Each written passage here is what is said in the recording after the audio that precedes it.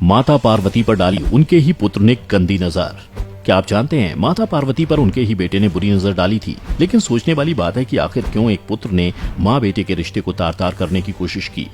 वैसे तो आपने भगवान शिव और माँ पार्वती के 2 पुत्रों के बारे में ही सुना होगा, लेकिन क्या आपको पता है कि शिव पार्वती का एक और भी पुत्र था। वो कोई देव नहीं बल्कि राक्षस अंधक था। वामन पुराण में अंधक का जिक्र मिलता है। अंधक ने एक बार अपनी माँ पार्वती पर ही बुरी नजर डाल दी और फिर वो ही उसके पतन का कारण बनी। एक बार राक्षस हिरण्याक्ष ने शिव जी को प्रसन्न करके उनसे पुत्र प्राप्ति का वरदान मांगा। तब भोलेनाथ ने हिरण्याक्ष को पुत्र के रूप में अंधक को दे दिया। इसी तरह अंधक का पूरा पालन पोषण दैत्यों के बीच में ही हुआ। अंधक को ये ही पता था कि उसके पिता हिरण्याक्ष हैं और उसकी कोई माँ नहीं है। समय बीतता गया और एक दिन वो समय आया जब अंधक असुरों का सरदार बन गया। उसने ब्रह्मा जी की घोर तपस्या की और गंदी लालसा का वरदान मांगा। ब्रह्मा ने उसे वरदान दिया, वह अपनी माँ को छोड़कर किसी भी स्त्री के साथ नजदीकियां बना सकता है। उन्होंने यह भी कहा, अगर अंधक ने अपनी माँ के साथ नजदीकी बनाई तो उसकी तुरंत मौत हो जाएगी। फिर क्या, अंधक के मन की मुराद पूरी हो गई। वो काफी खुश हो गया। उसे लगा कि उसकी माँ तो है ही नहीं, इस तरह उसकी मौत कभी नहीं होगी। बढ़ते समय के साथ अंधकासुर की शक्तियां बढ़ती गईं। उसने देवताओं की नाक में दम करना शुरू कर दिया। एक दिन ऐसा आया जब वह देवताओं को हराकर तीनों लोकों का राजा बन गया। जीत उसके सर चढ़ गई और फिर एक दिन उसके मन में विवाह करने का ख्याल आया। उसने तय किया कि वह तीनों लोकों की सबसे सुंदर स्त्री से विवाह करेगा। उस समय पार्वती जी से सुंदर और कोई स्त्री नहीं थी। अंधक फौरन उनके सामने जा पहुंचा और विवाह का प्रस्ताव रख दिया।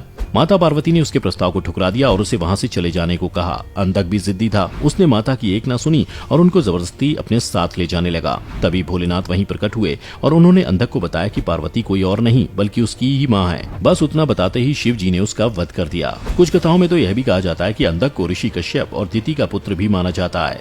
दोस्तों, आप सोच रहे होंगे कि माता पार्वती और भोलेनाथ के इस पुत्र का आखिर जन्म कैसे हुआ।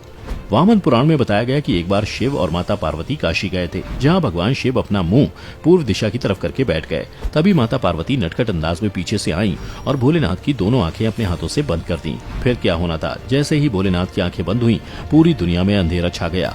तभी संसार को बचाने के लिए शिव जी ने अपनी तीसरी आंख खोल दी, जिसके बाद रोशनी तो लौट आई, मगर गर्मी इतनी तेज हुई कि माता पार्वती को पसीना आ गया। तभी पानी की बूंद की तरह माता पार्वती के शरीर से पसीना गिरा और वहीं एक बच्चे का जन्म हुआ। वो बच्चा साधारण बच्चों की तरह नहीं था, वो काफी बड़ा और रौद्र था। उसे देखकर पार्वती जी अचंभित हो गईं और उन्होंने शिव जी से इसके जन्म की वजह पूछी। तब भोलेनाथ ने कहा, ये तुम्हारे पसीने से उत्पन्न हुआ है, इसलिए ये हमारा ही पुत्र है। इसका जन्म अंधेरे में हुआ है, इसलिए इसका नाम अंधक रखा जाएगा। तभी से उसका नाम अंधक पड़ गया। दोस्तों, क्या आप जानते हैं, अंधक के अलावा भी शिव जी का एक और राक्षस पुत्र है जिसका नाम जलंधर था। जलंधर के बारे में शिव पुराण में बताया गया है कि एक बार इंद्रदेव बृहस्पति के साथ शिव जी के दर्शन के लिए कैलाश पर्वत जा रहे थे। उधर महादेव इंद्र की परीक्षा लेने की फिराक में जोगी का रूप धारण करके उनके रास्ते में बैठे थे। जोगी के रास्ते के बीच से न हटने पर इंद्र को क्रोध आया और उन्होंने अपने वज्र से जोगी पर आक्रमण करने का प्रयास किया, जिसके बाद शिव जी भी क्रोधित हो गए और उनकी आंखें लाल हो गयी। बृहस्पति समझ गए कि जोगी के रूप में भोलेनाथ हैं। उन्होंने शिव जी से विनती की कि वो इंद्र को माफ कर दें। बृहस्पति की विनती पर शिव जी ने अपने नेत्र समुद्र की ओर कर दिए और अपनी क्रोधाग्नि को शांत किया। उसी क्रोधाग्नि से एक बालक का जन्म हुआ। वो बालक बहुत जोर जोर से रोने लगा। उसके रोने की आवाज से पूरा संसार बहरा हो गया। जब परेशान होकर सभी देवता ब्रह्मा जी के पास पहुंचे, तब उन्होंने बालक को गोदी में उठाया। तब उसने ब्रह्मा जी का गला बहुत जोर से पकड़ लिया, जिस कारण उनके आंसू आ गए। जिसके बाद ब्रह्मा ने इस बालक का नाम जालंधर रखा। वहीं समुद्र ने उसका पालन पोषण किया। एक बार जालंधर ने देवताओं की पत्नियों को सताना शुरू कर दिया। एक बार वो कैलाश पहुंचकर पार्वती जी को अपने अधीन करना चाहता था। यह देखकर पार्वती जी क्रोधित हो उठी और इस कारण शिव और जालंधर के बीच युद्ध हो गया। लेकिन जालंधर की शक्ति के कारण महादेव हर प्रहार में विफल होते गए। कहा जाता है कि उसकी शक्तियों की असली वजह उसकी पतिव्रता पत्नी थी। एक बार भगवान विष्णु जालंधर का रूप धारण करके उसकी पत्नी के समक्ष पहुंचे।